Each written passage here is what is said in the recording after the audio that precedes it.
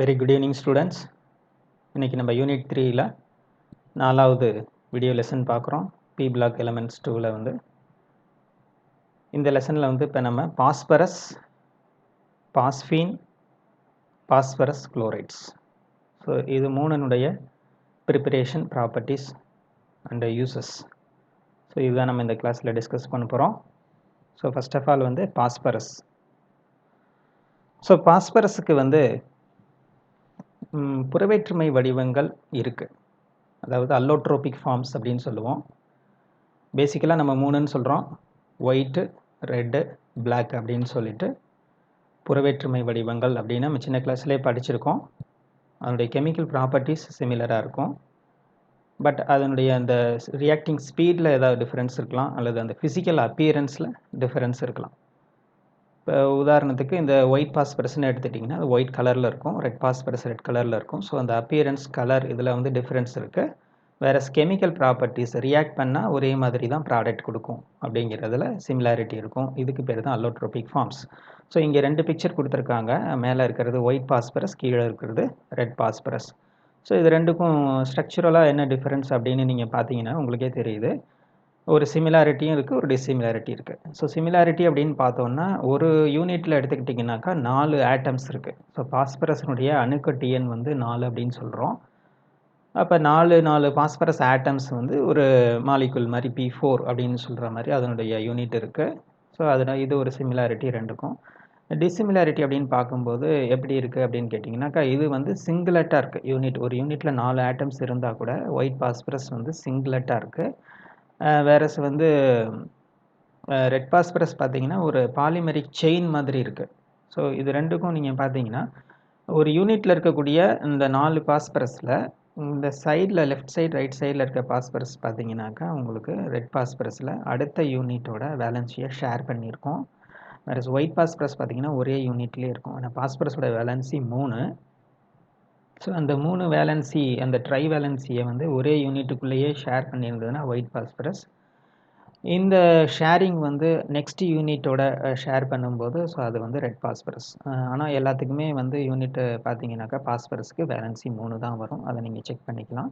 So இது மாதிரி chain ஃபார்மில் இருந்தால் ரெட் பாஸ்பரஸ், தனித்தனி யூனிட்டாக இருந்தால் அது ஒயிட் பாஸ்பரஸ். இது வந்து ஸ்ட்ரக்சரில் நம்ம டிஃப்ரென்ஸ் சொல்கிறோம். வேறு என்ன விஷயம் இருக்குது அப்படின்னு பார்த்தீங்கன்னா ஒயிட் பாஸ்பரஸுக்கு வந்து பாய்சனஸாக இருக்கும், நேச்சர் வந்து விஷத்தன்மை இருக்கும் ஒயிட் பாஸ்பரஸ். அதே போல் ஒயிட் பாஸ்பரஸ் வந்து ஸ்டார்டிங் ப்ரிப்பேர் பண்ணும்போது ஒயிட்டாக இருந்தால் கூட அது கொஞ்சம் அந்த ரெட் பாஸ்பரஸோட லேயர் வந்து டைம் ஆக ஃபார்ம் ஆகிறதுனால அது கொஞ்சம் அதோடய ஷேடு வந்து எல்லோவாக மாறும். அதனால் வந்து இதை எல்லோ பாஸ்பரஸ் அப்படின்னு கூட நம்ம ஒயிட் பாஸ்பரஸை சொல்லுவோம். ஸோ அதனால் எல்லோ பாஸ்பரஸ் அப்படின்னு மீன் பண்ணுறது எது அப்படின்னா ஒயிட் பாஸ்பரஸ் தான். அதே மாதிரி ஸ்மெல் பார்த்தீங்கன்னாக்கா வெண் பாஸ்பரஸ் வந்து ஒயிட் பாஸ்பரஸ் வந்து உள்ளி பூண்டின் மணமுடையது, கார்லிக் ஓடர் இருக்கும் அதில். அதே போல் ஒயிட் பாஸ்பரஸில் இன்னொரு ஸ்பெஷாலிட்டி என்னன்னு பார்த்தீங்க அப்படின்னு சொன்னால் பாஸ்பாரசன்ஸ், அதாவது நின்று ஒளிர்தல், இருளில் ஒளிரக்கூடிய தன்மை அதில் இருக்கும். ஏன்னா காரணம் வந்து அது ஆக்சிடைஸ் ஆகிறதுனால. ஸோ பாஸ்பரஸ் வந்து ஆக்சிடைஸ் ஆனால் என்னன்னு தெரியும் உங்களுக்கு, P2O5 பென்டாக்சைடு தான் கிடைக்கும். ஸோ இது மாதிரி ஆக்சிடைசிங் நேச்சர் இருக்கிறதுனால அது வந்து இருளில் ஒளிரக்கூடிய தன்மை இருக்கும். ஸோ இதை தான் நம்ம என்ன சொல்கிறோம்னா நின்று ஒளிர்தல் அப்படின்னு சொல்கிறோம், பாஸ்பாரசன்ஸ். இது 2 மார்க்கில் கேட்கலாம், நல்லா ஞாபகம் வச்சுக்கோங்க. அண்ட் தென் இது வந்து ஈஸியாக வந்து என்ன பண்ணும் அப்படின்னா ஃபயர் ஆகும். அந்த அளவுக்கு வந்து அதனுடைய ஆக்டிவிட்டி ரொம்ப அதிகமாக இருக்கும். இது வந்து பிலாங் டு நைட்ரஜன் ஃபேமிலியாக இருந்தால் கூட நைட்ரஜன் இனர்ட்டாக இருக்கும், வேறு பாஸ்பரஸ் ரொம்ப ஆக்டிவாக இருக்கும். ஸோ அது வந்து ஈரத்துக்குள்ளே இருக்கணும், ஈரம் இல்லாமல் அது வந்து காற்று பட்டாக்க உடனடியாக அது என்ன பண்ணும் அப்படின்னு சொன்னால் ஆக்சிடைஸ் ஆகும். ஆக்சிடைஸ் ஆனிச்சு அப்படின்னு சொன்னாக்கா என்ன ஆகும், பாஸ்பரஸ் பென்டாக்சைடு கிடைக்கும். ஸோ காரணம் வந்து அதனுடைய எரியூட்டு வெப்பநிலை, அதாவது இக்னிஷன் டெம்பரேச்சர் ரொம்ப கம்மி. ஸோ இது எல்லாமே ஒயிட் பாஸ்பரஸுடைய ப்ராப்பர்ட்டிஸ். ஸோ விஷத்தன்மை இருக்கும், கலர் சொல்லணும், ஒயிட்டு வந்து எல்லோவாக ஃபேட் ஆகும் அப்படின்னு சொல்லணும். அப்புறம் அடுத்தது நின்று ஒளிர்தல் தன்மை சொல்லணும். அப்புறம் அதனுடைய எரியூட்டு வெப்பநிலை, இக்னிஷன் டெம்பரேச்சர் ரொம்ப கம்மியாக இருக்கனால ஈஸியாக வந்து ஃபயர் கேட்ச் பண்ணிடும். ஸோ ஆக்சிடைஸ் ஆகக்கூடிய தன்மை வந்துடும். ஸோ அடுத்தது ரெட் பாஸ்பரஸ் அப்படியே ஒயிட் பாஸ்பரஸுக்கு ஆப்போசிட்டாக இருக்கும். இதில் விஷத்தன்மை கிடையாது. ரெட் பாஸ்பரஸோடைய ஆக்டிவிட்டி ரொம்ப கம்மி. அது வந்து ஒயிட் பாஸ்பரஸ் மாதிரி அவ்வளோ ஸ்பீடாக அதை ரியாக்ட் பண்ணாது, அது ஒரு தன்மை சொல்லணும். அதே போல் ரெட் பாஸ்பரஸ் எதுலேருந்து கொண்டு வரோம்னா ஒயிட் பாஸ்பரஸ்லேருந்து தான் கொண்டு வரோம். ஸோ அது ஸ்டார்டிங்லேயே கொடுத்துருக்காங்க, 420 டிகிரி செல்சியஸ் நம்ம வந்து ஒயிட் பாஸ்பரஸை வந்து ஹீட் பண்ணோம் அப்படின்னு சொன்னாக்க நமக்கு அது ரெட் பாஸ்பரஸாக அது கன்வெர்ட் ஆகிடும். காற்று இல்லாத சூழ்நிலை இருக்கணும், அது ரொம்ப முக்கியம். காற்று இல்லாத சூழ்நிலையில் தான், ஏன்னா காற்று இருந்தால் அது என்ன ஆகும், ஒயிட் பாஸ்பரஸ் ஆக்சிடைஸ் ஆகிடும். ஸோ அது ரெட் பாஸ்பரஸாக கன்வெர்ட் ஆகாது. அதில் காற்றும் ஒளியும் இல்லாத சூழ்நிலையில் இதை வந்து நம்ம ரெட் பாஸ்பரஸாக கன்வெர்ட் பண்ணிக்கலாம். அண்ட் தென் ரெட் பாஸ்பரஸை கூட திரும்பவும் நம்ம என்ன பண்ணலாம், ஒயிட் பாஸ்பரஸாக கன்வெர்ட் பண்ணலாம். அதை வந்து டிஸ்டிலேஷன் பண்ணணும், அதாவது அதை கொதிக்க வச்சு அந்த ஆவியை வந்து திரும்ப குளிர்விச்சோம் அப்படின்னா அந்த சிவப்பு பாஸ்பரஸ் ஒயிட் பாஸ்பரஸாக மாறிடும். ஸோ அதனால் இது இன்டர்சேஞ்சபிள், இதனுடைய ஃபிசிக்கல் ஸ்ட்ரக்சர்ஸ். நெக்ஸ்ட்டு பார்த்தீங்கன்னா ஆல்ரெடி நம்ம டிஸ்கஸ் பண்ணோம். பாஸ்பரஸ் வந்து ரெட்டு வந்து எப்படி இருக்கும், செயின் ஃபார்மில் இருக்கும், பலபடி சங்கிலி அப்படின்னு சொல்லிட்டு. இன்னொரு முக்கியமான விஷயம் வந்து இந்த P4 ஃபார்மில் பாஸ்பரஸ் இருக்கும்போது அது ஒயிட்டாக இருந்தாலும் சரி ரெட்டாக இருந்தாலும் சரி, பாஸ்பரஸோட இடையில் இருக்கக்கூடிய பாண்டு வந்து சிங்கிள் பாண்டு தான் இல்லைங்களா.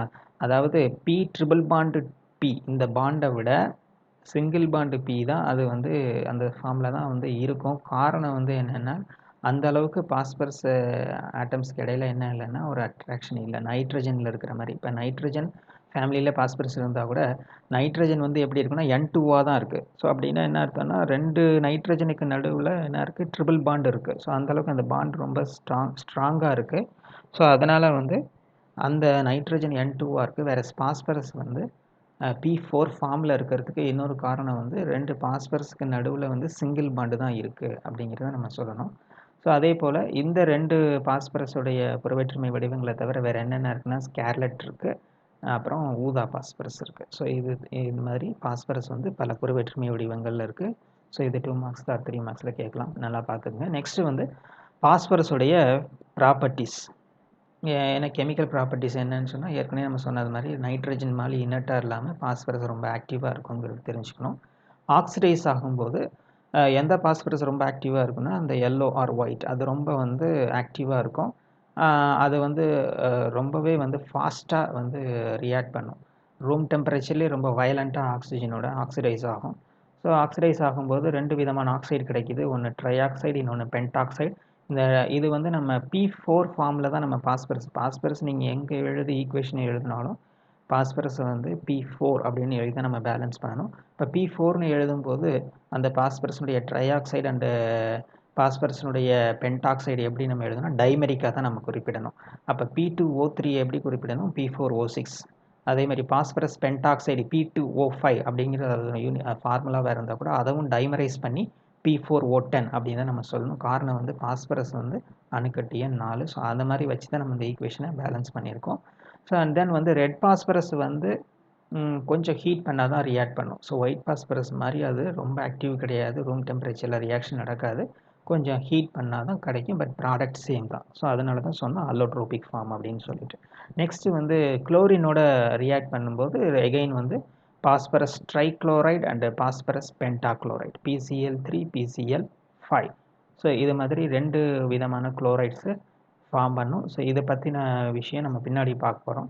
ஸோ அதனுடைய one of the preparation method வந்து ஃப்ரம் எலமெண்ட்ஸ் அப்படின்னு சொன்னாக்கா பாஸ்பரஸை நேரடியாக குளோரினோடு இணைந்து பாஸ்பரஸ் ட்ரைக்ளோரைடு மற்றும் பென்டாக்ளோரைடை தருகிறது.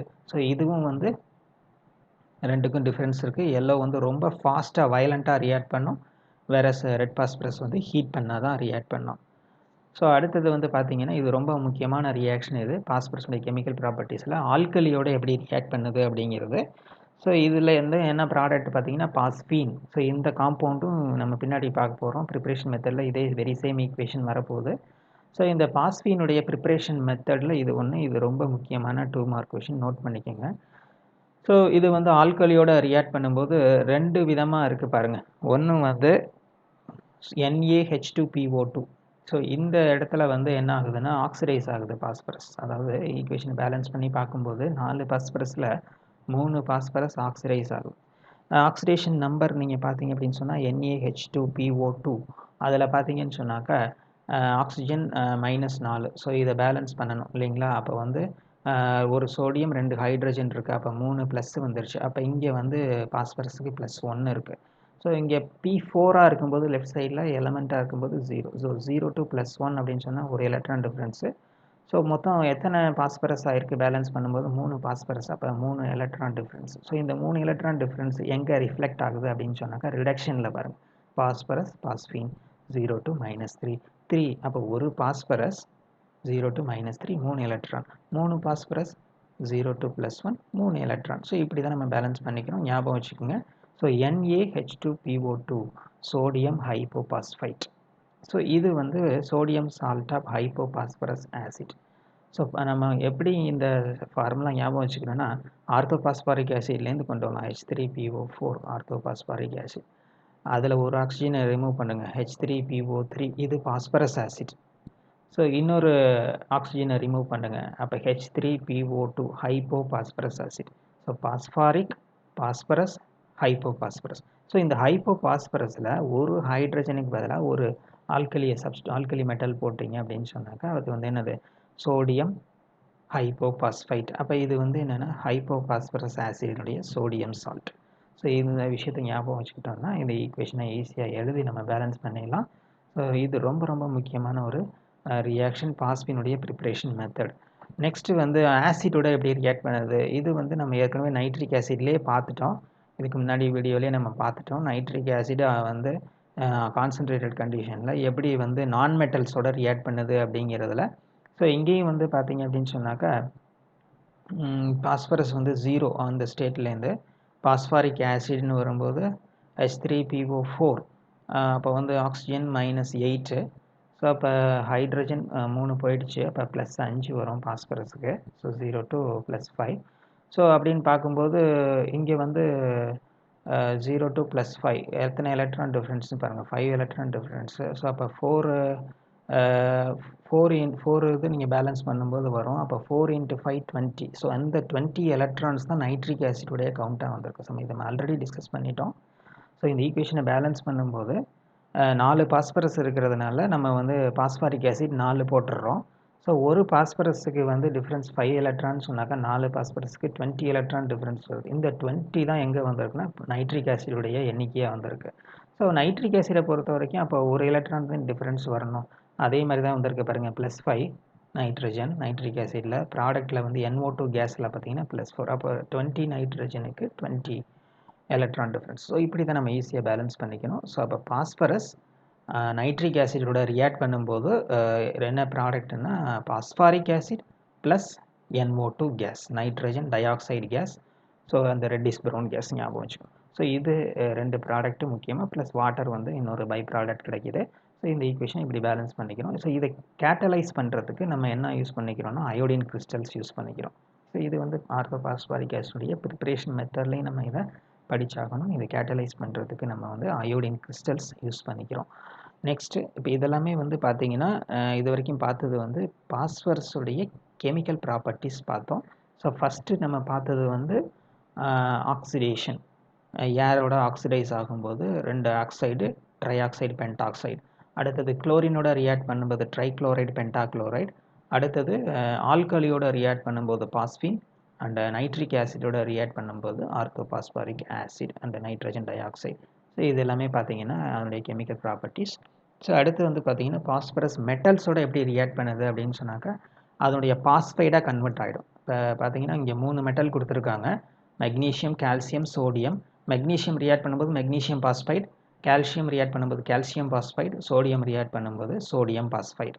ஸோ ஃபார்முலா ஈஸியாக ஞாபகம் வச்சுக்கோங்க. பாஸ்பைட் அப்படின்னா P⁻3-. இப்போ மெக்னீஷியம் கால்சியம்லாம் வந்து பார்த்தீங்கன்னா டைவேலண்ட், அதனால் வந்து நீங்கள் என்ன போடணும், பாஸ்பரஸ் வந்து 2 போட்டுக்கணும். வேறு சோடியம் பார்த்தீங்கன்னாக்கா மோனோவேலண்ட், அதனால் வந்து நம்பர் ஆஃப் பாஸ்பரஸ் 1 வரும். பாஸ்பரஸ் ட்ரைவேலண்ட், அதனால் வந்து Na வந்து 3 போட்டுக்கணும். அப்போ Na3P தான் சோடியம் பாஸ்பைட், Mg3P2 Ca3P2 வந்து magnesium and calcium phosphite. So இங்கேயுமே வந்து ரியாக்டிவிட்டியில் டிஃப்ரென்ஸ் வந்து பார்த்திங்கன்னா ஆல்கலி மெட்டல் ரொம்ப ஃபாஸ்ட்டாக ரியாக்ட் பண்ணும் and compared to alkaline earth metals. அதில் மெக்னீஷியம் கால்சியத்தை விட சோடியம் ரொம்ப ஃபாஸ்ட்டாக ரியாக்ட் பண்ணி ஈஸியாக வந்து பாஸ்பைட் ஃபார்ம் பண்ணுது.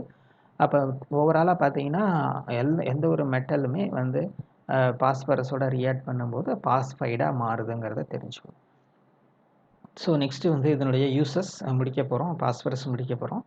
அதோடய யூசஸ் வந்து பார்த்திங்கன்னா மேட்ச் பாக்ஸில் தீப்பெட்டியில் வந்து ரெட் பாஸ்பரஸ் யூஸ் ஆகுது. அண்டு பாஸ்பரஸ் வந்து பாஸ்பர் பிரான்ஸ் அப்படின்னு சொல்லக்கூடிய உலோக கலவை தயாரிக்க பயன்படுகிறது. 2 மார்க்ஸில் கேட்பாங்க. நெக்ஸ்ட்டு வந்து பாஸ்பீன், இந்த ரியாக்ஷன் நம்ம ஆல்ரெடி டிஸ்கஸ் பண்ணிட்டோம். பாஸ்பரஸுடைய கெமிக்கல் ப்ராப்பர்ட்டிஸ் ஆல்கலியோடு எப்படி ரியாக்ட் பண்ணுது, அது பேலன்ஸ் பண்ணுறது மெத்தடும் நம்ம பார்த்துக்கிட்டோம். ஸோ வந்து இந்த இடத்துல வந்து பாஸ்பரஸ் வந்து 0 to +1 அப்படின்னு சொல்லிட்டு 3 பாஸ்பரஸில் டிஃப்ரென்ஸ் வந்து 3 எலக்ட்ரான். அதே மாதிரி இன்னொரு பாஸ்பரஸ் வந்து 0 to -3. ஸோ இப்படி நம்ம வந்து பாஸ்பரஸை 3+1ன்னு பிரிச்சுக்கிறோம். 3 பாஸ்பரஸ் எங்கே இருக்குன்னா சோடியம் ஹைப்போபாஸ்பைட்டில் இருக்குது. ஒரு பாஸ்பரஸ் பாஸ்பீனில் இருக்குது. ஸோ இது வந்து பாஸ்பீனுடைய முக்கியமான ப்ரிப்பரேஷன் மெத்தட். இதில் இன்னொரு விஷயம் அடிஷ்னலாக என்ன கொடுத்துருக்காங்க அப்படின்னு சொன்னால் அட்மாஸ்பியரிக் கண்டிஷன் கொடுத்துருக்காங்க. இனர்ட்டாக இருக்கணும் அல்லது CO2 ஆர் ஹைட்ரஜன் இருக்கணுன்ற ஒரு இன்ஃபர்மேஷன் கொடுத்துருக்காங்க. அடுத்தது வந்து இதனுடைய ப்ரிப்பரேஷன் மெத்தடில் இன்னொரு ப்ராடக்ட் ஒன்று ஃபார்ம் ஆகுதுன்னு சொல்லியிருக்காங்க, பாஸ்பீன் டைஹைட்ரைட். ஸோ இதை ரிமூவ் பண்ணுறதுக்கு வந்து என்ன பண்ணுறாங்கன்னா ஃப்ரீசிங் மிக்சர் உரைக்கலவையில் செலுத்தும் போது அந்த டைஹைட்ரைடு வந்து என்ன ஆகும்னா உங்களுக்கு கண்டென்ஸ் ஆகிடும். வேறு பாஸ்பீன் வந்து அவ்வளோ ஈஸியாக வந்து அந்த டெம்பரேச்சருக்கு உரைக்கலவையினுடைய வெப்பநிலைக்கு கண்டென்ஸ் ஆகாது. அதனால் அதை தனியாக ஐசோலேட் பண்ணுறாங்க டைஹைட்ரைட்லேருந்து. நெக்ஸ்ட்டு வந்து மெட்டாலிக் பாஸ்பைடு.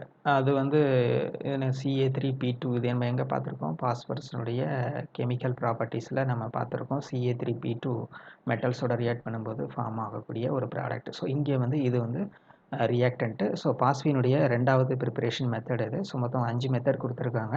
ஸோ இது ரெண்டாவது மெத்தட். இந்த மெத்தடில் வந்து என்னாகுன்னா நீரார் பகுப்பு ஹைட்ராலிசிஸ் தான்.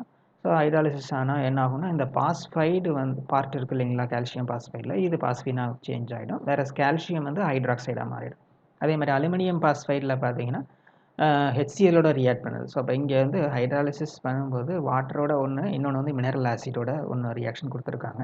ஸோ இது 2 எக்ஸாம்பிள் நம்ம ஏதாவது ஒன்று கூட எழுதினா போதும். ஸோ ரெண்டாவது எக்ஸாம்பிளில் வந்து அலுமினியம் பாஸ்பைடு. ஸோ அலுமினியம் பாஸ்பைடுன்னு சொன்னாக்கா அது வந்து என்ன ஆகும், அப்போ எகைன் பாஸ்பைடு வந்து பாஸ்பீனாக மாறும், அலுமினியம் வந்து அலுமினியம் ட்ரைக்ளோரைடாக மாறிடும். ரைட். அப்புறம் நெக்ஸ்ட் இன்னொரு மெத்தடு வந்து இது ரொம்ப முக்கியம். இது வந்து பாஸ்பாரிக் ஆசினுடைய ப்ரிப்பரேஷன் மெத்தட்லையும் கேட்பாங்க. ஸோ அங்கேயும் நம்ம இதே ரியாக்ஷன் தான் நம்ம படிக்கிற மாதிரி இருக்கும். இன்னொன்று வந்து பாஸ்பரஸ் ஆசிட்னுடைய ஆக்ஷன் ஆஃப் ஹீட். அப்போ அதுலேயும் நம்ம படிக்கிறோம். ஸோ இது ஒரே ஈக்குவேஷன் 3 இடத்துல படிக்கிறோம். ஒன்று பாஸ்பீன் ப்ரிப்பரேஷன், இன்னொன்று பாஸ்பாரிக் ஆசிட் ப்ரிப்பரேஷன், இன்னொன்று வந்து பாஸ்பரஸ் ஆசிட்னுடைய ஆக்ஷன் ஆஃப் ஹீட். எல்லா இடத்துலையும் ஒரே ரியாக்ஷன் தான் வரப்போகுது. ஸோ முதல்ல வந்து இப்போ நம்ம எப்படி இந்த ஈக்குவேஷன் எழுதுகிறோன்னு பாருங்கள். ஹீட் பண்ணால் வந்து 2 ப்ராடக்ட் கிடைக்கிது. ஒன்று பாஸ்பாரிக் ஆசிட், இன்னொன்று பாஸ்பீன். ஸோ அப்போ வந்து ஒரு காம்பவுண்டில் இருக்க பாஸ்பரஸே என்ன ஆகுது, ஒரு ப்ராடக்ட்டில் ஆக்சிடைஸ் ஆகி கிடைக்கிது, இன்னொரு ப்ராடக்ட்டில் ரெடியூஸ் ஆகி கிடைக்கிது. ஸோ அப்போ இது வந்து டிஸ்ப்ரப்போர்ஷனேஷன் அப்படின்னு சொல்கிறோம். தன் ஆக்சிஜனேற்ற ஒடுக்கம் அப்படின்னு சொல்லலாம். ஸோ எகெயின் வந்து ஏற்கனவே நம்ம பார்த்த மாதிரி இங்கேயும் 4 பாஸ்பரஸ் வந்து 3+1ன்னு பிரிச்சுக்கோங்க. 3 பாஸ்பரஸ் வந்து பாஸ்பாரிக் ஆசிடாக ஆக்சிடைஸ் ஆகுது. அண்ட் தென் ஒரு பாஸ்பரஸ் வந்து பாஸ்பீனாக ரெடியூஸ் ஆகுது. ஓகேங்களா. ஸோ அப்படி ஞாபகம் வச்சுக்கிறோம். ஸோ இதுவும் வந்து one of the phosphine preparation மெத்தடில் இங்கே கொடுத்துருக்காங்க. ஸோ அந்த மாதிரி நம்ம எழுதி இதை நம்ம பேலன்ஸ் பண்ணிக்கலாம். இப்போ H3PO3ல் பாஸ்பரஸ் வந்து பார்த்தீங்கன்னாக்கா என்ன ஸ்டேட்டில் இருக்கும் அப்படின்னு சொன்னால் ஆக்சிஜன் -6. இதை பேலன்ஸ் பண்ணுறதுக்கு 3 ஹைட்ரஜன் இருக்குது. அப்போ 3 ப்ளஸ்ஸை கழிச்சிட்டிங்கன்னா பாஸ்பரஸுக்கு ஒரு 3 ப்ளஸ் வரும். ஸோ பாஸ்பாரிக் ஆசிடில் 5 வரும். ஸோ இங்கே 3, டிஃப்ரென்ஸ் 2. ஸோ அப்போ 3 பாஸ்பரஸுக்கு பார்த்தீங்கன்னா மொத்த டிஃப்ரென்ஸ் வந்து 6 எலக்ட்ரான்ஸ் வரும் இல்லைங்களா. ஸோ அதே மாதிரி இங்கே H3PO3ல் வந்து பார்த்தீங்கன்னா இந்த +3 ஸ்டேட்லேருந்து பாஸ்பீன் வந்து என்ன ஆகுது, -3 ஸ்டேட்டுக்கு போகுது. ஸோ இங்கேயும் வந்து அதே 6 எலக்ட்ரான் டிஃப்ரென்ஸ் வரும். ஸோ இந்த எலக்ட்ரான் டிஃப்ரென்ஸை பேலன்ஸ் பண்ணுறது மூலமாக தான் நம்ம ஒரு ஈக்குவேஷனை பேலன்ஸ் பண்ணுறோங்கிற விஷயத்தை நீங்கள் புரிஞ்சுக்கிட்டிங்கன்னா ஈஸியாக நம்ம பேலன்ஸ் பண்ணிடுறோம். ஸோ அப்போ பாஸ்பரஸ் ஆசிட் ஒரு ப்ராடக்ட்டில் பாஸ்பாரிக் ஆசிட் ஆக்சிடைஸ் ஆகுது, இன்னொரு ப்ராடக்ட்டில் பாஸ்பீனாக ரெடியூஸ் ஆகுது. ஸோ இது வந்து ஆக்ஷன் ஆஃப் ஹீட். ஸோ இது ஒரு மெத்தட். ஸோ இதுக்கு முன்னாடி பார்த்த மெத்தட் என்ன, வெரி சிம்பிள். பாஸ்பரஸை வந்து நம்ம ஆல்கலியோட ரியாக்ஷன் பண்ண வைக்கிறோம். இன்னொரு மெத்தட் என்ன பார்த்தோம், பாஸ்பைடு அந்த வந்து கால்சியம் அண்ட் அலுமினியம் பாஸ்பைடை ஹைட்ராலிசிஸ் பண்ணும்போது நமக்கு வந்து என்ன கிடைக்கிது, பாஸ்பீன் கிடைக்கிது. அடுத்த மெத்தட் வந்து பாஸ்பரஸ் ஆசிடுடைய ஆக்ஷன் ஆஃப் ஹீட். ஸோ பார்த்துட்டோம். ஸோ அடுத்தது இன்னொரு மெத்தட் கொடுத்துருக்காங்க. இது வந்து பியூர் சாம்பிள் வேணும் அப்படின்னு சொன்னாக்கா, பாஸ்பீனோட பியூர் சாம்பிள் வேணும்னு சொன்னாக்கா நம்ம எதை பண்ணணும் அப்படின்னு சொன்னால் பாஸ்போனியம் அயோடைடு PH4I இதை வந்து ஆல்கலியோட ரியாக்ட் பண்ண வைக்கிறோம், பாஸ்போனியம் அயோடைடு. இப்போ நீங்கள் அதே நைட்ரஜனை வச்சு சப்ஸ்டியூட் பண்ணுங்கள், அது என்ன வரும், NH4Iங்கிறது அமோனியம் அயோடைடு. இது நம்ம பார்த்துருப்போம். ஸோ அதே மாதிரி இது அமோனியம் சால்ட்டு. அதே மாதிரி பாஸ்பரஸுடைய சால்ட், அதாவது பாஸ்பீன் வந்து HAயோட ரியாக்ட் பண்ணால் அதான் நமக்கு வந்து அது பாஸ்போனியம் அயோடைடு. பாஸ்போனியம் அயோடைடு வந்து எப்படின்னா பாஸ்போனியம் சால்ட்டுன்னு சொல்கிறோம். இந்த சால்ட் வந்து சோடியம் ஹைட்ராக்சைடோட சேர்த்து ஹீட் பண்ணும்போது நமக்கு வந்து பாஸ்பீன் கிடைக்குது. இது பியூர் சாம்பிளாக இருக்கும். ஸோ அண்ட் தென் மிச்சம் இருக்க ப்ராடக்ட் வந்து என்ன வரும்னா சோடியமோட அந்த அயோடைடு ரியாக்ட் பண்ணால் சோடியம் அயோடைடு ப்ளஸ் வாட்டர் ஒரு பை ப்ராடக்ட் கிடைக்குது. ஸோ இது வெரி சிம்பிள். ஸோ இந்த 4 மெத்தடுமே வந்து பாஸ்பீனுடைய ப்ரிப்பரேஷன் மெத்தட்ஸ். நெக்ஸ்ட்டு வந்து இதனுடைய ஃபிசிக்கல் ப்ராப்பர்ட்டிஸ். இது வந்து பாய்சனஸ். இது மாதிரி ஒயிட் பாஸ்பரஸ் மாதிரி இங்கே வந்து பாஸ்பீன் PH3 இதுவும் வந்து என்னது ஒரு பாய்சனஸ். இது வந்து ஒரு கேஸ். அப்புறம் இதற்கு ஸ்மெல்லும் இருக்குது. என்ன ஸ்மெல்? Rotten fish smell. அழுகிய மீனினுடைய துர்நாற்றம் வீசக்கூடிய ஒரு வாயு இது. அப்புறம் இது வந்து லிட்மஸோட வந்து நியூட்ரல் அப்படின்னு சொல்லியிருக்காங்க. அதாவது ஆசிட் ப்ராப்பர்ட்டியும் எக்ஸிபிட் பண்ணாது, பேசிக் ப்ராப்பர்ட்டியும் எக்ஸிபிட் பண்ணாது. ஸோ உங்களுக்கு தெரியும் ப்ளூ டு ரெட்டுன்னா அது ஆசிட், ரெட் டு ப்ளூனா அது பேஸ் அப்படின்னு தெரியும். ஸோ இந்த இடத்துல இந்த PH3 கேஸ் வந்து லிட்மஸ் பேப்பரை பொறுத்த வரைக்கும் நியூட்ரலாக இருக்குது. ரைட்டுங்களா? ஸோ இதை ஞாபகம் வச்சுக்கிறோம். அண்ட் தென் இட் கண்டென்சஸ், அதாவது இதனுடைய மெல்ட்டிங் பாயிண்ட் கொடுத்துருக்காங்க, ஃப்ரீசிங் பாயிண்ட் கொடுத்துருக்காங்க. So 188 and 139.5 kelvin. ஸோ இது எல்லாமே இயற்பியல் பண்புகள். நெக்ஸ்ட்டு வந்து வேதி பண்புகள் அப்படின்னு பார்த்தீங்கன்னு சொன்னாக்கா ஆக்ஷன் ஆஃப் ஹீட். பாஸ்பீன் வந்து எந்த வெப்பநிலையில் சிதைவடையும்? 317 கெல்வின். சிதைவடைஞ்சால் அதனுடைய எலமெண்ட்ஸாக மாறிடும், டீகம்போசிஷன். அப்போ என்ன ஆகும்னா பாஸ்பரஸும் ஹைட்ரஜனும் கிடைக்கும். அதனுடைய எலமெண்ட்ஸாக வந்து டீகம்போஸ் ஆகக்கூடிய டெம்பரேச்சர் 317. இந்த டெம்பரேச்சர் ஞாபகம் வச்சுக்கணும். நெக்ஸ்ட் வந்து இதனுடைய கம்பஷன், எரிதல். எரியும் போது என்ன ஆகும் அப்படின்னு கேட்டிங்கன்னா இதில் வந்து ஸ்டெப்ஸ் வந்து 2ஆக கொடுத்துருக்காங்க. டைரெக்டாக ப்ராடக்ட் வந்து மெட்டாபாஸ்பாரிக் ஆசிட் 2 ஸ்டெப்பில் கொடுத்துருக்காங்க. முதல்ல வந்து பாஸ்பீன் வந்து P4O10 மாறுது. பாஸ்பரஸ் பென்டாக்சைடு அதனுடைய டைமெரிக் ஃபார்மை ப்ளஸ் வாட்டர் ஒரு பை ப்ராடக்ட். இந்த P4O10 அந்த வாட்டரோட சேர்ந்து என்ன ஆகும் அப்படின்னு சொன்னாக்கா ஹைட்ராலிசிஸ் ஆகும்போது நமக்கு வந்து மெட்டாபாஸ்பாரிக் ஆசிட் கிடைக்கிது. ஸோ மெட்டாபாஸ்பாரிக் ஆசிட் ஃபார்முலா வந்து HPO3. அப்படின்னா இது என்னன்னு சொல்லலாம் அப்படின்னு சொன்னாக்கா H3PO4ங்கிறது phosphoric acid, ortho phosphoric acid. So அதை வந்து அதுலேருந்து ஒரு வாட்டரை ரிமூவ் பண்ணிடுங்க. அதுலேருந்து ஒரு வாட்டரை ரிமூவ் பண்ணிங்கன்னா H2O எடுத்துட்டிங்கன்னா என்ன ஃபார்முலா கிடைக்கும்? HPO3. இது வந்து meta phosphoric acid. Ortho phosphoric acid H3PO4.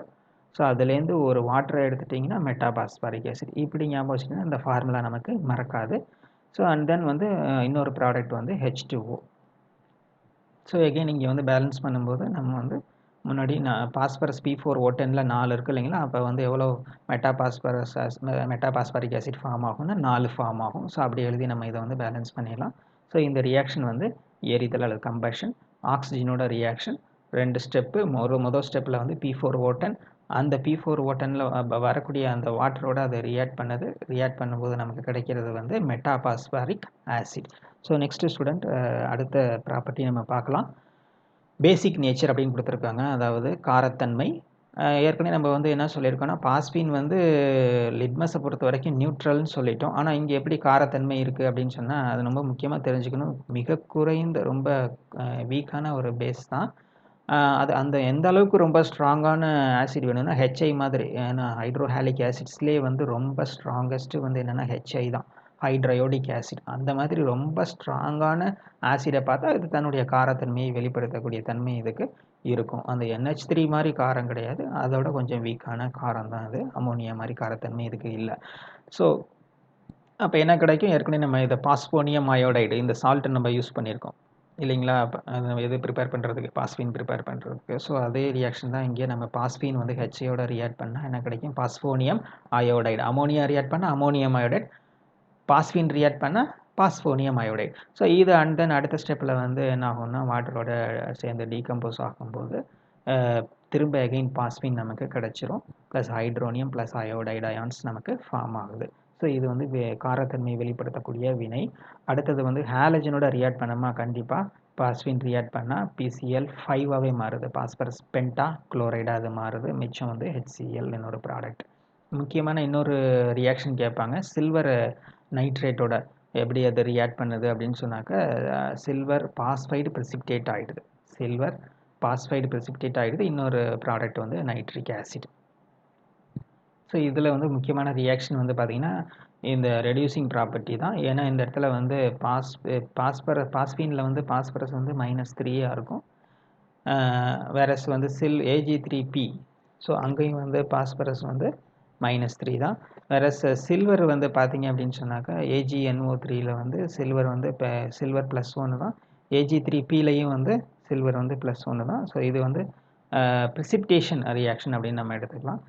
வேற அந்த நைட்ரிக் ஆசிடில் AgNO3லையும் வந்து நைட்ரஜன் +5 தான். ஸோ இங்கேயும் வந்து நைட்ரிக் ஆசிட்லேயும் +5 தான். ஸோ இப்போ இந்த ரியாக்ஷனை வந்து ப்ரிசிப்டேஷன் சொல்லலாம். அப்போ அது AgNO3யோட பாஸ்பீன் வந்து ரியாக்ட் பண்ணும்போது Ag3P சில்வர் பாஸ்பைடு வந்து ப்ரிசிப்டேஷன் ஆகிடுது. இன்னொரு ப்ராடக்ட் வந்து நைட்ரிக் ஆசிட். ஸோ இது ஒரு முக்கியமான ரியாக்ஷன். இது கொஷின்லாம் கேட்பாங்க. நெக்ஸ்ட் வந்து எப்படி அமோனியா வந்து லூயி ஆசிடோட ரியாக்ட் பண்ணி கோஆர்டினேஷன் காம்பவுண்ட் ஃபார்ம் பண்ணதோ அதே மாதிரி பாஸ்பீனும் என்ன பண்ணும், அது தன்னிடத்தில் இருக்கக்கூடிய அந்த தனி எலக்ட்ரான் இரட்டை. இந்த ஸ்ட்ரக்சரை நீங்கள் பார்த்தீங்கன்னா தெரியும். ஒரு எலக்ட்ரான் இரட்டை அதில் வந்து தனியாக இருக்குது, பாண்டிங்கில் இன்வால்வ் ஆகாமல் இருக்குது. ஸோ இந்த எலக்ட்ரான் பேரை டொனேட் பண்ணுறது மூலமாக அது வந்து ஒரு லூயி பேஸாக செயல்படும். அப்போ வந்து என்னாகும், ஒரு அணைவு உப்பு உருவாக்கும். அப்போ உதாரணம் கொடுத்துருக்காங்க, போரான் ட்ரைக்ளோரைடு அதோட பாஸ்பீன் வினைபுரியும் போது நமக்கு வந்து ஒரு அணைவு உப்பு உருவாகிறது. ஸோ இது எல்லாமே வந்து பாஸ்பீனுடைய வேதிப்பண்புகள். ஒன்ஸ் அகெயின் நம்ம என்னென்ன வேதிப்பண்புகள் பார்த்துருக்கோன்னு பார்ப்போம். ஒன்று வந்து தெர்மல் டீகம்போஷன், அதாவது வெப்பத்தால் சிதைவடைதல். ரெண்டாவது வந்து எரிதல் வினை பார்த்துருக்கோம். மூன்றாவது வினை வந்து தன்னுடைய காரத்தன்மை அதிகமான அமிலத்தன்மையுடைய HI போன்ற ஹைட்ரோஹாலிக் அமிலங்களோட வினைபுரியும்னு சொல்லியிருக்கோம். அடுத்தது குளோரினோட குளோரினேற்றம் அடைந்தால் PCl5. அடுத்தது சில்வர் நைட்ரேட்டோடு அது வினைபுரியும் போது நமக்கு சில்வர் பாஸ்பைடு வீழ்படிவு உருவாகிறது அப்படின்னு நம்ம பார்த்துருக்கோம். அடுத்தது அணைவு உப்பு உருவாக்கக்கூடிய ஒரு வேதிப்பண்பு பார்த்துருக்கோம். இது எல்லாமே வந்து பாஸ்பீனுடைய வேதிப்பண்புகள். அடுத்த ஸ்ட்ரக்சர் நீங்கள் பார்த்தீங்க அப்படின்னு சொன்னாக்க அமோனியா மாதிரி இதுவும் வந்து பிரமிடல் ஷேப் அப்படின்னு சொல்கிறோம். பிரமிடு வடிவத்தில் இருக்கிறது. இங்கேயும் வந்து அமோனியா மாதிரியே இங்கேயும் பாஸ்பரஸ் வந்து sp3 இனக்கலப்பில் தான் இருக்குது. ஸோ அப்போ sp3னா மொத்தம் 4. அதில் 3 sp3யை வந்து ஹைட்ரஜனோட சிக்மா பாண்டிங்க்கு யூஸ் பண்ணிக்கும் ஆர்பிட்டால்ஸ். ஒரு sp3 ஆர்பிட்டாலில் தான் என்ன இருக்குது, அங்கே ஒரு லோன் பேர் இருக்குது. ஸோ அப்போ இங்கே வந்து உங்களுக்கு பாண்ட் ஆங்கிள் sp3னா என்ன இருக்கணும், 109 டிகிரி 28 மினிட்ஸ் இருக்கணும். 4 ஷேப்பில் இருக்கணும், மீத்தேன் மாதிரி. ஆனால் அதில் வந்து என்ன இருக்குது, டீவியேஷன் இருக்குது. ஸோ இதுக்கு என்ன காரணம் வந்து VSEPR தியரி மூலமாக நம்ம தெரிஞ்சுக்கிறோம். மீத்தேனில் 4மே CH பாண்டுமே என்ன இருக்குது, பாண்ட் பேராக இருக்கனால அந்த ரிப்பல்ஷன் கிடையாது. ஸோ வேறு இங்கே வந்து பார்த்திங்கன்னா ஒரு லோன் பேர் இருக்குது. தனி எலக்ட்ரான் இரட்டையும் பிணைப்பு எலக்ட்ரான் இரட்டையும் அதிக விலக்கு விசையை பெற்றிருக்கிறதுனால உங்களுக்கு வந்து இங்கே அந்த பாண்ட் ஆங்கிள் வந்து ஷார்டன் ஆகிடுது. 93.5. நீங்கள் ஸ்ட்ரக்சர் கேட்டாங்கன்னா பாண்ட் ஆங்கிள் பாண்ட் லென்த்து நீங்கள் போட்டுக்கணும். 1.42 ஆங்ஸ்ட்ராங் யூனிட் 10⁻⁻10. ஸோ பிக்கோமீட்டரில் சொன்னீங்கன்னா 10⁻⁻12 142 அப்படின்னு வரும். ஸோ நீங்கள் இது தெரிஞ்சுக்கணும். ஸ்ட்ரக்சர் ரொம்ப முக்கியம். இங்கே எக்ஸ்ப்ளனேஷனோட இந்த ஸ்ட்ரக்சர் கொடுத்துருக்காங்க. ஸோ நீங்கள் வந்து 2 மார்க் 3 மார்க்கில் இந்த கொஷின் வந்து எதிர்பார்க்கறதுக்கு வாய்ப்பு இருக்குது. நெக்ஸ்ட்டு வந்து யூசஸ் கொடுத்துருக்காங்க. பாஸ்பீனுடைய யூசஸ் வந்து 2 யூஸ் தான். ஸ்மோக் ஸ்க்ரீன் ஒன்று, ஹோம் சிக்னல், அதாவது புகைத்திரையிலும் பயன்படுகிறது. ஹோம் முன்னறிவிப்பான். இந்த ஹோம் முன்னறிவிப்பான் வந்து தனியாகவே 2 மார்க் 3 மார்க்கில் கேட்குறதுக்கு சான்ஸ் இருக்குது. அதாவது பாக்ஸில் வந்து என்ன பண்ணிடுறாங்கன்னா, வுட்டன் பாக்ஸில் வந்து ஹோல்ஸ் போட்டு அதுக்குள்ளே கால்சியம் கார்பைடும் கால்சியம் பாஸ்பைடும் வச்சிடுறாங்க.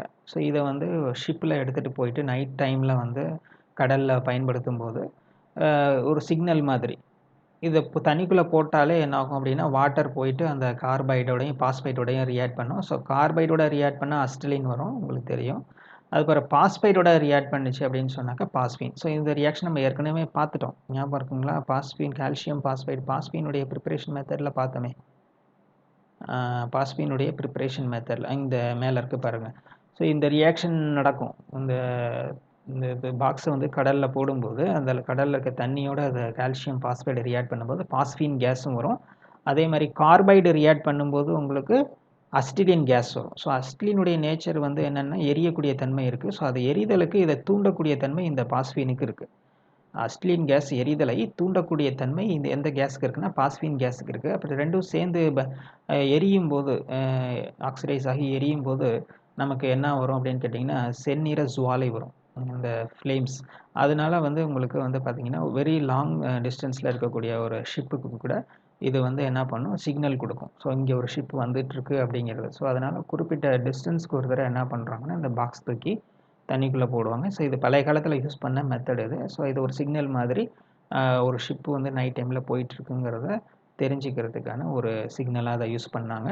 ஸோ இதுக்கு பேர் ஹோம்ஸ் சிக்னல் அப்படின்னு பேர். ஸோ இது ரெண்டும் வந்து முக்கியமான யூசஸ். ஒன்று ஸ்மோக் ஸ்க்ரீன், இன்னும் வந்து ஹோம் சிக்னல். ஸோ இதை கீ பாயிண்ட் ஞாபகம் வச்சுக்கிட்டு நீங்கள் எழுதிடலாம் ஸ்டூடெண்ட்ஸ். இது வந்து பாஸ்பீனுடைய பயன்கள். ஸோ இதோட இது வரைக்கும் நம்ம வந்து பாஸ்பீனும் முடிச்சிட்டோம். ஸோ நெக்ஸ்ட் வந்து நம்ம பார்க்க போகிறது வந்து குளோரைடு. ஸோ பாஸ்பரஸினுடைய குளோரைடு வந்து ட்ரை குளோரைடு, பென்டா குளோரைடு ரெண்டுமே இருக்குது. ரெண்டுமே வந்து ரொம்ப முக்கியமான பார்ட்டு. அதிக அளவு வந்து பயனுள்ள பகுதி. வினாக்கும் வந்து இதில் அதிகமாக கேட்கறதுக்கான வாய்ப்பு இருக்குது. முதல்ல வந்து பார்க்க போகிறது பாஸ்பரஸ் ட்ரை குளோரைடு. அதோடைய ஸ்ட்ரக்சர் கொடுத்துருக்காங்க. எக்ஸ்ப்ளனேஷன்லாம் கொடுக்கல உங்களுக்கு. அதே போல் PCl5னுடைய ஸ்ட்ரக்சரும் உங்களுக்கு கொடுக்கல. பட் PCl3யோட ஸ்ட்ரக்சர் கொடுத்துருக்காங்க. ஸோ நம்ம PH3 மாதிரியே நம்ம கம்பேர் பண்ணாலும் இதே மாதிரி உங்களுக்கு பிரமிடல் ஷேப் தான் இருக்கும். வேறு அந்த பாண்ட் லென்த்தில் டிஃப்ரென்ஸ் இருக்குது. ஸோ அதை மட்டும் நீங்கள் தெரிஞ்சுக்கோங்க. அங்கே வந்து எவ்வளோ பாண்ட் லென்த் வந்தது, 142 பிகோமீட்டர் வந்தது. ஸோ இங்கே வந்து 204. இங்கே கொஞ்சம் பாண்ட் லென்த்து கூட வருது. ஸோ PCl பாண்ட் லென்த்து கூட வருது. அப்போ அந்த பிஹெச் பாண்டு தான் ரொம்ப ஸ்ட்ராங்காக இருக்குது. வேறு PCl பாண்டு வந்து ரொம்ப கொஞ்சம் வீக்காக இருக்குது. அப்படிங்கும்போது பாண்ட் லென்த்து கூடனா உங்களுக்கு ஆக்டிவிட்டி கொஞ்சம் இதாக தான் அதிகமாக தான் இருக்கும். PCl3 மோர் ஆக்டிவாக தான் இருக்கும். ஏன்னா ஈஸியாக இந்த பாண்டை வந்து பிரேக் பண்ணக்கூடிய இது இருக்குது. ஏன்னா ஸ்ட்ரென்த்து கம்மினா எப்படி இருக்கும், பாண்டு வீக்காக தான் இருக்கும். ஈஸியாக அப்போ வந்து பிரேக் ஆகும். அப்போ ஈஸியாக ரியாக்ட் பண்ணணும்னு அர்த்தம். ஸோ அந்த மாதிரி ரியாக்டிவிட்டியை கம்பேர் பண்ணுறதுக்கு நம்ம இந்த பாண்ட் லென்த்தை கூட ஒரு ப்ராப்பர்ட்டியை நம்ம எடுத்துக்கலாம். ஸோ அகெயின் வந்து பாண்டு ஆங்கிள் வந்து டிஃப்ரென்ஸ் இருக்குது. இது 100 டிகிரி, ஈஸியாக ஞாபகம் வச்சுக்கிற மாதிரி இருக்குது. ஸோ இந்த ஸ்ட்ரக்சர் பார்த்துங்க, 2 மார்க்கில் கேட்கலாம். ஸோ அண்ட் தென் இதோடைய ப்ரிப்ரேஷன் மெத்தடுக்கு பார்த்தீங்கன்னாக்கா பாஸ்பரஸ்லேருந்து தான் நம்ம பண்ணுறோம். ஒயிட் பாஸ்பரஸ்லேருந்து ப்ரிப்பேர் பண்ணிக்கிறோம். டைரெக்டாக குளோரினோட ரியாக்ட் பண்ண வைக்கலாம், அல்லது ஏதோ ஒரு குளோரினேட்டிங் ஏஜென்ட். என்னென்னா இப்போ இங்கே கொடுத்துருக்காங்க thionyl chloride, formula SOCl2. React பண்ணும்போது நமக்கு PCl3 கிடைக்கிது. அப்புறம் SO2 + S2Cl2. S2Cl2 அப்படிங்கிறது நீங்கள் இப்போ புதுசாக அந்த காம்பவுண்ட் பார்க்குறீங்க, டைசல்ஃபர் டைக்ளோரைடு. இந்த டைசல்ஃபர் டைக்ளோரைடு வந்து என்னென்னா டைமெரிக் ஃபார்ம் ஆஃப் சல்ஃபர் மோனோக்ளோரைடு, SEL அப்படின்னு சொல்கிறோம் இல்லைங்களா. சல்ஃபர் மோனோக்ளோரைடோட டைமெரிக் ஃபார்ம் இது டைசல்ஃபர் டைக்ளோரைடு. ஸோ இது வந்து ஒரு ப்ராடக்ட் நமக்கு கிடைக்கிது. ஸோ எகெயின் வந்து இங்கேயுமே வந்து நம்ம ஈக்குவேஷனை பேலன்ஸ் பண்ணுறதுக்கு நம்ம என்ன பண்ணிக்கலாம், பாஸ்பரஸ் அணுக்கட்டு எண் 4. ஸோ அப்போ PCl3 நம்ம 4 போட்டாகணும். ஸோ மிச்சம் இருக்கிறத வந்து பேலன்ஸ் பண்ணும்போது நம்ம சல்ஃபரை வச்சு ஈஸியாக பேலன்ஸ் பண்ணிடலாம். இப்போ SOCl2 அப்படிங்கும்போது சல்ஃபர் வந்து என்ன ஸ்டேட்டில் இருக்கும் பார்த்தீங்கன்னா, ஆக்சிஜன் ஒரு -2, குளோரின் ஒவ்வொரு குளோரினுக்கும் -1, அப்போ -4. அப்போ இங்கே சல்ஃபர் வந்து +4. இப்போ இங்கே SO2வில் சேஞ்ச் இல்லை, சல்ஃபர் வந்து அதே +4 தான். வேறு S2Cl2வில் சல்ஃபர் பார்த்தீங்கன்னா +1 இல்லைங்களா. ஏன்னா Cl வந்து -1, 2 குளோரினுக்கு -2. அப்போ 2 குளோரினை பேலன்ஸ் பண்ணுறதுக்கு 2 சல்ஃபர் இருக்குது. அப்போ ஒவ்வொரு சல்ஃபருக்கும் +1 இருக்கணும். அப்போ 2 சல்ஃபர் +2 அப்படின்னு நம்ம எடுத்துக்கிறோம். அப்போது இங்கே +1 அண்டு இங்கே வந்து பார்த்தீங்கன்னா +4. அப்போ டிஃப்ரென்ஸ் வந்து 3. ஓகேங்களா. இப்போ இங்கே வந்து பார்த்தீங்கன்னா மொத்தம் எத்தனை சல்ஃபர் இருக்குது, 4 சல்ஃபர் இருக்குது. ஸோ அப்போ 4 சல்ஃபருக்கு எவ்வளோ டிஃப்ரென்ஸ் அப்படின்னு வச்சு நீங்கள் அதை பேலன்ஸ் பண்ணிங்கன்னா ஈஸியாக வந்து உங்களுக்கு இந்த ஈக்குவேஷனை பேலன்ஸ் பண்ண முடியும். ஸோ எல்லாமே ஆக்சிடேஷன் நம்பரை வச்சு, நம்பர் ஆஃப் எலக்ட்ரான்ஸுடைய டிஃப்ரென்ஸை வச்சு தான் நம்ம பேலன்ஸ் பண்ணுறோம். ஸோ தயனைல் குளோரைடோட பாஸ்பரஸை ரியாக்ட் பண்ணும்போது நமக்கு ப்ராடக்ட் வந்து என்னது, PCl3. So PCl3உடைய preparation method. இன்னும் 2 பை ப்ராடக்ட் வந்து sulphur di oxide and டைசல்ஃபர் dichloride. So இது வந்து ஒரு மெத்தட் தான் கொடுத்துருக்காங்க. அடுத்து கெமிக்கல் ப்ராப்பர்ட்டிஸ் நம்ம பார்க்குறோம். ஹைட்ராலிசிஸ், நீரார் பகுப்படைதல். PCl3 நீரார் பகுப்படைந்தால் நமக்கு வந்து பாஸ்பரஸ் ஆசிட். இதை எப்படி ஞாபகம் வச்சுக்கிறது அப்படின்னா, இந்த ஸ்ட்ரக்சர் நீங்கள் பார்த்தீங்கன்னாலே உங்களுக்கு தெரியும். ஒவ்வொரு குளோரின் மேலே ஒரு OH போடுங்க. ஆக்சுவலாக இது 3 ஸ்டெப்பில் நடக்கும். ஹைட்ராலிசிஸ் வந்து ஒவ்வொரு OH சப்ஸ்டியூட் ஆகும். Cl பதிலாக போகுது அப்படின்னு சொன்னால் ஒரு OH, அடுத்த Cl போனால் அடுத்த OH, அடுத்த Cl போனால் அடுத்த OH. அப்போ POH த்ரைஸ், அதுதான் நம்ம H3PO3ன்னு சொல்கிறோம். POH த்ரைஸ் தான் நம்ம என்ன சொல்கிறோம், H3PO3. அது ஒரு ப்ராடக்ட்டு. அப்போ மிச்சம் இருக்க அந்த வாட்டரில் இருக்கக்கூடிய ஹைட்ரஜன் குளோரினோட ரியாக்ட் பண்ணும்போது 3 HCl வெளியில் போயிடுது. ஸோ இதுக்கு ஸ்டெப்ஸ் இங்கே கொடுத்துருக்காங்க பாருங்கள். ஃபஸ்ட்டு வந்து ஹைட்ரேட்டாக ஃபார்ம் ஆகுது. ஒரு வாட்டர் ரியாக்ட் பண்ணும்போது ஹைட்ரேட் ஃபார்ம் ஆகுது. அந்த ஹைட்ரேட் வந்து அதுக்கப்புறம் என்னென்னா அந்த பாஸ்பரஸனுடைய வேக்கண்ட் டிஆர்பிட்டால் அதில் வந்து எலக்ட்ரானை போடுது இந்த வாட்டரில் வந்து ஆக்சிஜனில் லோன் பேர் இருக்குது இல்லைங்களா. அப்போ அது வந்து Lewis acid. Sorry Lewis base அது. பிசிஎல்3 வந்து லூயி ஆசிட் மாதிரி அங்கே ரியாக்ட் பண்ணுது. ஸோ இந்த எலக்ட்ரான் பேர் அந்த பாஸ்பரஸில் போட்டுட்டு அந்த OH பாண்டு ஃபார்ம் பண்ணிவிட்டு அந்த H ப்ளஸ் என்ன பண்ணிடுது, இந்த Cl மைனஸ் எடுத்துகிட்டு வெளியில் வந்துடுது. அப்போ ஒரு Cl மைனஸ் H ப்ளஸோட HCl வெளியில் வந்துடுது. மிச்சம் 2 Cl2 அங்கேயே இருக்குது. ஸோ இது மாதிரி ஒவ்வொரு ஸ்டெப்லேயாக வந்து பார்த்திங்கன்னா வேக்கண்ட் டி ஆர்பிட்டாலில் ஒவ்வொரு எலக்ட்ரான் பேரை போட்டு OH பாண்டை ஃபார்ம் பண்ணி தான் என்ன ஆகுது, உங்களுக்கு 3 OH சப்ஸ்டியூட் ஆகுது. அப்போ H3PO3 உங்களுக்கு ஃபைனல் ப்ராடக்டாக கிடைக்கிது. So final product H3PO3. நம்ம ஸ்டெப்ஸ் தேவையில்லை, புக்கில் கொடுத்துருக்காங்க, இருந்தால் தெரிஞ்சுக்கிறோம். நம்ம ஸ்டெப்ஸ் தேவையில்லை. 3 வாட்டர் வந்து சக்ஸஸிவாக 3 ஸ்டெப்பில் வந்து ஒவ்வொரு OH பாண்டை ஃபார்ம் பண்ணும்போது நமக்கு H3PO3 ப்ராடக்டாக கிடைக்குதுங்கிறத தெரிஞ்சுக்கிறோம். நெக்ஸ்ட்டு வந்து இதில் வந்து பேலன்ஸ் பண்ணும்போது இந்த 3 மிஸ் ஆகிருந்தது. ஸோ அந்த 3 வந்து நான் மார்க் பண்ணியிருக்கேன். ஸோ இந்த 3 போட்டுக்கோங்க. ஸோ அது ரேட்டாவில் இருக்கும், அதை பார்த்துக்குங்க. ஸோ இப்போ இது வந்து ஆல்கஹால் அண்டு ஆசிட். ஸோ இதுலேயும் வந்து PCl3 ரியாக்ட் பண்ணும்போது அங்கே இருக்கக்கூடிய OH எடுத்துரும், சப்ஸ்டியூஷன் பண்ணிடும். ஸோ இப்போ அது வந்து குளோரினேஷன் மாதிரி தான். குளோரினேற்றம் செய்யக்கூடிய காரணியாக PCl3 பயன்படுகிறது என்பதற்கு ஒரு வினை எடுத்துக்காட்டாக சொல்லுங்கள் அப்படின்னு சொன்னாக்கா இந்த 2 ரியாக்ஷனில் நீங்கள் ஏதோ ஒரு ரியாக்ஷன் கொடுக்கலாம். ஸோ இப்போ வந்து ஆல்கஹால் என்ன ஆகும்னா ஆல்கைல் ஹாலைடாக மாறுது.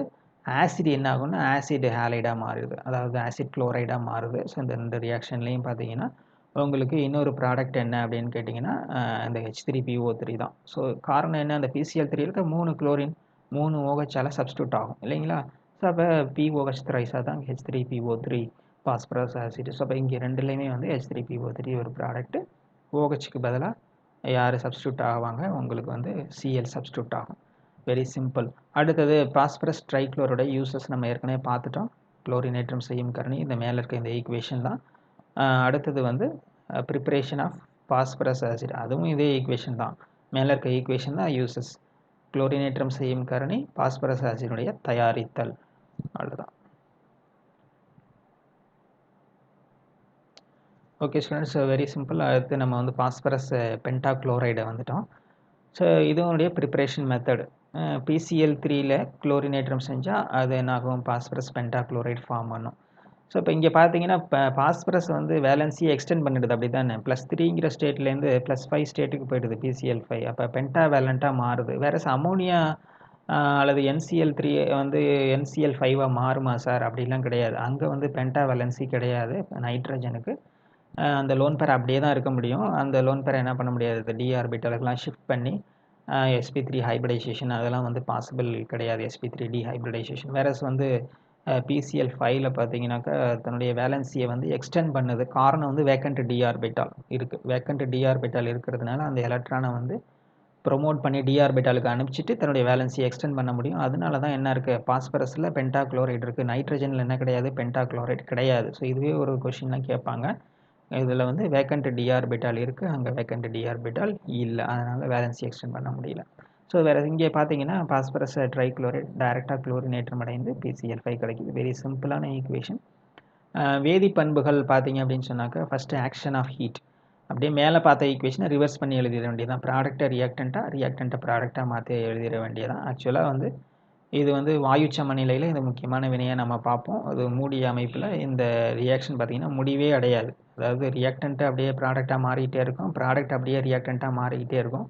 ஸோ இது வந்து ஒரு முடிவே பெறாத ஒரு வினையை நம்ம பார்க்க முடியும். ஒரு பர்டிகுலர் டெம்பரேச்சரில் நம்ம வந்து ஒரு மூடிய அமைப்பில் இதை வந்து நம்ம என்ன சொல்லுவோம்னா ஒரு சமநிலை வினை அப்படின்னு நம்ம சொல்லுவோம். ஸோ இதை நம்ம ஆல்ரெடி நம்ம வந்து வேதிச் சமநிலை கெமிக்கல் ஈக்குலிபிரியத்தில் பார்த்துருப்போம்.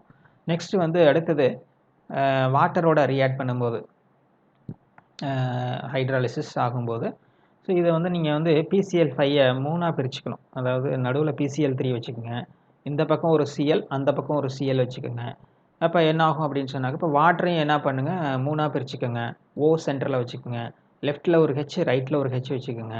அப்போ என்ன ஆகும், இந்த பக்கம் ஒரு HCl, அந்த பக்கம் ஒரு HCl போயிடும். அப்போ நடுவில் என்ன இருக்கும், POCl3. Very simple. ஸோ இது நான் ப்ரிப்பேர் பண்ணுற டைம் இல்லை, அதனால் நான் வந்து ஈஸியாக நான் சொல்லிடுறேன், புரிஞ்சுக்குங்க. அது வீடியோ மூலயமா போடலான்னு தான் இருந்தேன், டைம் இல்லாதனால அப்படியே விட்டுட்டேன். ஸோ PCl5 என்ன பண்ணணும், 2ஆக பிரிச்சுக்கணும். நடுவில் PCl3, 2 பக்கமும் 2 Cl வச்சுக்கோங்க. அது வாட்டரை 2ஆக பிரிச்சுக்கோங்க, 3ஆக பிரிச்சுக்கோங்க. அதாவது நடுவில் O வச்சுக்கோங்க, 2 சைடும் 2 ஹைட்ரஜன் வச்சுக்கோங்க. இப்போ என்ன பண்ணணும், இந்த Cl அந்த ஹைட்ரஜனோட ரியாக்ட் பண்ண ஒரு Cl, இந்த சிஎல் அந்த ஹைட்ரஜனோட ரியாக்ட் பண்ணால் ஒரு HCl. அப்போ ரிமூவ் ஆன பிறகு நடுவில் என்ன ஃபார்ம் ஆகும்? POCl3 ஃபார்ம் ஆகும். இது ஸ்டெப் 1. அடுத்தது வந்து இந்த POCl3 வந்து ஃபர்தராக வந்து வாட்டரோட 3 மாலிகுல் வாட்டரோட ரியாக்ட் பண்ணும்போது எகைன் நம்ம ஏற்கனவே பார்த்தோம் இல்லைங்களா? PCl3ல அதே மாதிரி தான் POCl3 ஒவ்வொரு குளோரினாக ஒவ்வொரு OHஆல சப்ஸ்டியூட் ஆகும்போது நமக்கு கிடைக்கிறது வந்து என்ன ஆகும்னா P டபுள் பாண்ட் O மேலே இருக்கும், 3 OH இருக்கும். ஸோ அதாவது வந்து யார்? H3PO4 phosphoric acid or ortho phosphoric acid. இதில் வந்து உங்களுக்கு 2 ஸ்டெப்பில் ரியாக்ஷன் நடக்குது. இது ரெண்டையும் ஒட்டு மொத்தமாக நம்ம பார்க்கும்போது எப்படி ரியாக்ஷன் நடக்கும் அப்படின்னு கேட்டிங்கன்னா PCl5 4 வாட்டர் மாலிகுலோட ரியாக்ட் பண்ணும்போது H3PO4 + HCl கிடைக்கும். ஸோ அப்போ பாஸ்பரஸ் பென்டாக்ளோரைடு நீரார் பகுப்படைந்தால் என்ன கிடைக்கும்னா நீங்கள் ஒரே ஸ்டெப்பில் 3வது ஸ்டெப்பை மட்டும் மென்ஷன் பண்ணால் போதும், பாஸ்பாரிக் ஆசிட் தான் கிடைக்கும், H3PO4. நெக்ஸ்ட்டு வந்து உலோகத்தோட வினைபுரியும் போது சில்வர், டின் இது போன்ற உலோகத்தோட வினைபுரியும் போது உலோக குளோரைடு. அப்போ உலோகத்தை குளோரினேற்றம் செய்வதற்கும் எதை பயன்படுத்துகிறோம்? PCl5 பயன்படுத்துகிறோம். சில்வரோட சில்வர் குளோரைடு, டின்னோட stannic chloride plus phosphate stannic chloride அங்கே உங்களுக்கு ஃபார்ம் ஆகும். அப்புறம் PCl5 என்னவா மாறிடும்? PCl3யாக மாறும். ஏன்னா அது குளோரின் என்ன பண்ணிடுது? சில்வருக்கும் டின்னுக்கும் கொடுத்துருது. அதனால் அது வந்து ரெடியூஸ் ஆகிடும். +5லேருந்து +3 ஸ்டேட்டுக்கு ரெடியூஸ் ஆகிடும். வேறு சில்வரும் டின்னும் வந்து ஆக்சிடைஸ் ஆகிடும். ஸோ இந்த மாதிரி வந்து ஈக்குவேஷன். இந்த ஈக்குவேஷனில் வந்து பேலன்ஸ் பண்ணுறதுல சின்ன கரெக்ஷன்ஸ் இருக்குது. அதனால் இந்த கரெக்ஷன்ஸை மார்க் பண்ணிக்கோங்க. ஸோ அப்படி போடும்போது தான் 4ன்னு போடும்போது தான் உங்களுக்கு பேலன்ஸ் ஆகும். டின் வந்து 2ன்னு போடும்போது தான் அங்கே வந்து கரெக்டாக பேலன்ஸ் ஆகும். அதே போல் கரிமச் சேர்மங்களை கூட குளோரினேற்றம் செய்வதற்கு இது ஒரு குளோரினேற்றம் செய்யும் காரணியாக பயன்படுகிறது. PCl3 மாதிரி PCl5 அங்கே OHஐ சப்ஸ்டியூட் பண்ணி Cl போட்டுருங்க. மிச்சம் இருக்கிறது வந்து என்ன ஆகும்? HCl POCl3. அதே மாதிரி இங்கேயும் வந்து POCl3 ஃபார்ம் ஆகும். அடுத்தது லாஸ்டிக் ப்ரோபியோனிக் ஆசிட் கொடுத்துருக்காங்க. ஸோ அங்கேயும் OH எடுத்துகிட்டு Cl சப்ஸ்டியூட் பண்ணும்போது உங்களுக்கு அங்கேயும் ஆசிட் ஹேலைட் கிடைக்கிது. ஸோ அப்போ வந்து ஆசிட் ஹேலைட் ஃபார்ம் பண்ணுறதுக்கும் யூஸ் பண்ணிக்கிறோம். அதே மாதிரி ஆல்கஹால்லேருந்து ஆல்கைல் ஹேலைடு ஃபார்ம் பண்ணுறதுக்கும் நம்ம PCl5ஐ யூஸ் பண்ணுறோம். ஸோ இது வந்து குளோரினேற்றம் செய்யும் காரணி. ஸோ இதில் வந்து ப்ராடக்ட் வந்து இன்னொரு ப்ராடக்ட் வந்து POCl3 அண்டு HCl. ஸோ இது வந்து கரிமச் சேர்மங்களை குளோரினேற்றம் செய்வதற்கு பயன்படுகிறது. ஸோ நெக்ஸ்ட்டு வந்து இதனுடைய பயன்கள் அப்படின்னு பார்த்தீங்கன்னு சொன்னாக்கா ஏற்கனவே நம்ம பார்த்துட்டோம். இது குளோரினேற்றம் செய்யும் காரணி அப்படின்னு சொல்லிட்டு. அதே போல் ஹைட்ராக்சில் தொகுதியை ரீப்ளேஸ் பண்ணுறதுக்கு இதை நம்ம யூஸ் பண்ணுறோம். ஸோ இதுக்கு வந்து எக்ஸாம்பிள் வந்து நம்ம இந்த பார்த்த எல்லா வினைகளுமே இதுக்கு நம்ம வந்து எக்ஸாம்பிளாக சொல்லலாம். மேலே இருக்கக்கூடிய 2 வினைகளில் குளோரினேற்றம் செய்யும் காரணியாக பயன்படுகிறது அப்படிங்கிறது ஒரு பயன். கீழே இருக்க 2 வினைகளில் வந்து ஹைட்ராக்சில் தொகுதியை குளோரினால் பதிலீடு செய்வதற்கும் நம்ம வந்து எதை பயன்படுத்துகிறோம்? பாஸ்பரஸ் பென்டாக்ளோரைடை பயன்படுத்துகிறோம். ஓகே ஸ்டூடெண்ட்ஸ், இதோட வந்து நம்ம வந்து பாஸ்பரஸினுடைய முக்கியமான 4 பகுதி பார்த்துட்டோம். ஒன்று வந்து பாஸ்பரஸ், இன்னொன்று வந்து பாஸ்பீன், அப்புறம் பாஸ்பரஸ் ட்ரைக்ளோரைடு, பென்டாக்ளோரைடு இதெல்லாம் பார்த்துட்டோம். ஸோ நம்ம அடுத்த வகுப்பில் வந்து பாஸ்பரஸினுடைய ஆக்சைடுகளை பற்றி நம்ம பார்க்கலாம். Thank you students.